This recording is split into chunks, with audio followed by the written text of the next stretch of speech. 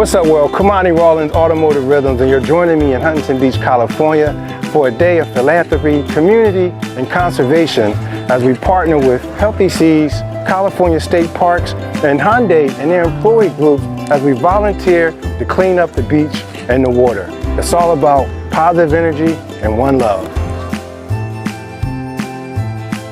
Can you expand upon what today's goal is all about with Healthy Seas? This is really about giving back. This is a way for Hyundai to kind of partner with the local community and Healthy Seas as well and do something very collaborative. It's leaning into a community and giving something back.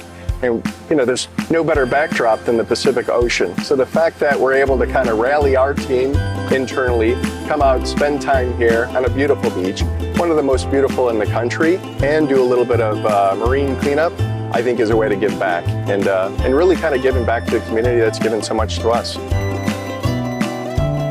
Ramona, how you doing? Kamani here, and thanks for having us for one to Huntington Beach. I understand that Healthy Seas has had a 5-year partnership with Hyundai. Can you break down the premise of what we're doing today in terms of water conservation, and how does that level of sustainability help with future product developments or just environmental cleanness? Hi, Kamari. Really nice meeting you. Today we're here doing a beach cleanup with the amazing volunteers from Hyundai. In terms of water conservation, that helps us raise awareness about the interconnectedness between the beach and the ocean. So because everything that we find at the beach has a potential to be swept into the ocean and get into the food chain there. And that really is a problem, especially with microplastics that will end up in the fish that we might potentially choose to eat. So having volunteer activities like this generally just raises the awareness of the entire problem. And the 5-year partnership with Hyundai has really helped us make progress with the underwater cleanups, preventing ghost gear from causing further harm to marine life directly, as well as preventing things like microplastic ending up in the food chain.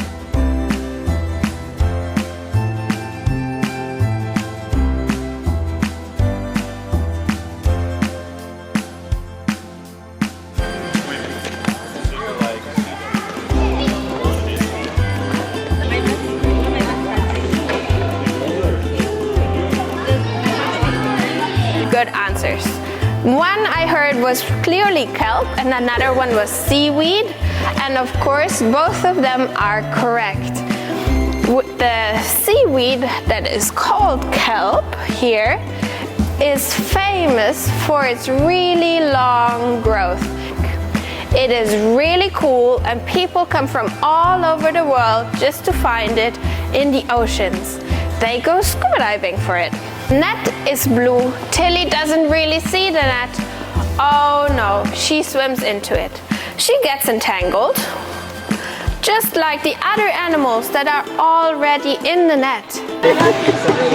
Anybody want his outline? Those 4 are from the same site that we went to yesterday. Oh, okay.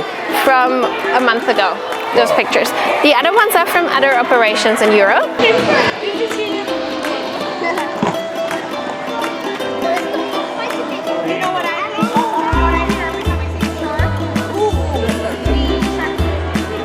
Good.